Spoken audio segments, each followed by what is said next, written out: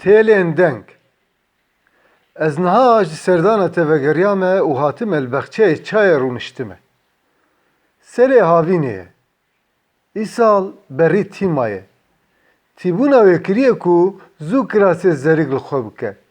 Wek zeriyek ku ruh jê kişiya be, wê anha erda wê ji ber tavê biqelîşe û ew ê terkên fireh li ser sînga wê xwebcih bikin.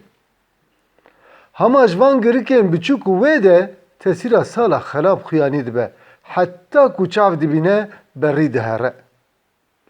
Zarokatiya te tê xwe li xeyalên min diqelibîne û dide pêşiya rewşa te ya îro. Xuya ye dixwaze ku ez wan rojan ji bîra Kurd derxînim û bikim ku bi rûqalê dinyayê kevin. Ez dinerim tu bûyî lawikekî ku kovareke qerfî li ber e. Hem dixwîne hem jî xwarina xwe dixwe. Ev halê te derbas dibe, dûre zarokekî şûm ku herkes hefza xwe jê dikin xuyanî dibe. Ew jî dihere, îcariyekî henekçî û hîleçî xuyanî dibe. Pir tişt xuyanî dibin û diherin. Qey para xwe ji îro girtin û çûn. Kî zane, belkî ev dewr û dewran neeciban dibin û xebera bîra xwe dabin.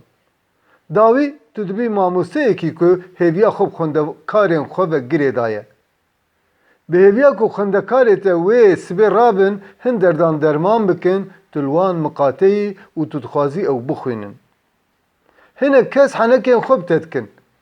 Heyfa xwe li ke da te tînin. Tu ji wan kesan re dibêjî, erê ez diherim li ber dê û bavê wan digerim û wan tînim mala xwe. Ez bi teqsiya xwe û tiştên din dixesirim û bi ser de ez dersê belaş rê wan didim.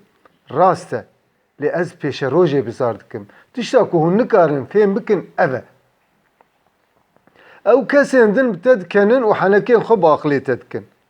Piştî zarokatiya te û wextê te yê bihûrî êdî serpêhatiya te ya ku tu dibêjî tam li gorî te ye tê bîra min. Tu li nexweşxaneya Amedê yî. Tu ji qirka xwe emeliyat bûyî. Divê heta 4 rojan tu nepeyivî. Ku tu bipeyivî, ew ê têlên dengê te zerarê bibîne. Serûma te ser piyê te ye. Tu telefona xwe dixî şarzê û tu fîşa wê dixî prîzê. Yê li hinda te ye derdikeve ku cixareyekê bikişîne. Tu jî xwe dirêj dikî.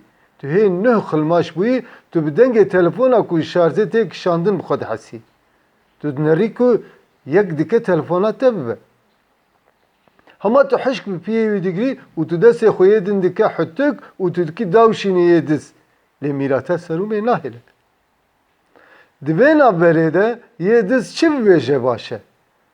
Te xwe naêşîne û dibêje. Abê dedim ayıxtiram. Tu xwe dixwî.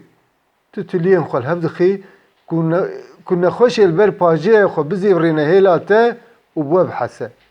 Lê nexweşê ku serî wî pêçayî ye, bi ser kêlekê ve pal daye û di camê re li derve temaşe dike, li we nanere. Yê diz direve diçe.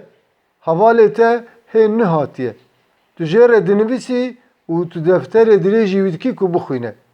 Tîq-tîqa wî yê bi te dikene û ew jî dinivîse. Nexweşê li kêleka pacê kere û ji gehê xwe emeliyat bûye. Tu him dikenî û tu him jî dixeyîdî. Tu ji hevalê xwe re dinivîsî. Law tu çima dinivîsî kuro ez nekerim. Law dengê te tê min. Hevalê te nema dizane bê ew ê çi bibêje. Destê xwe bi henekan li ba dike û dibêje. De wê de lo kotiye heram. Tu vana ji min re dinivîsî. Ez dikenim û ez têm li hemberî beriya Mêrdînê rûdinêm û li jêr dinerim.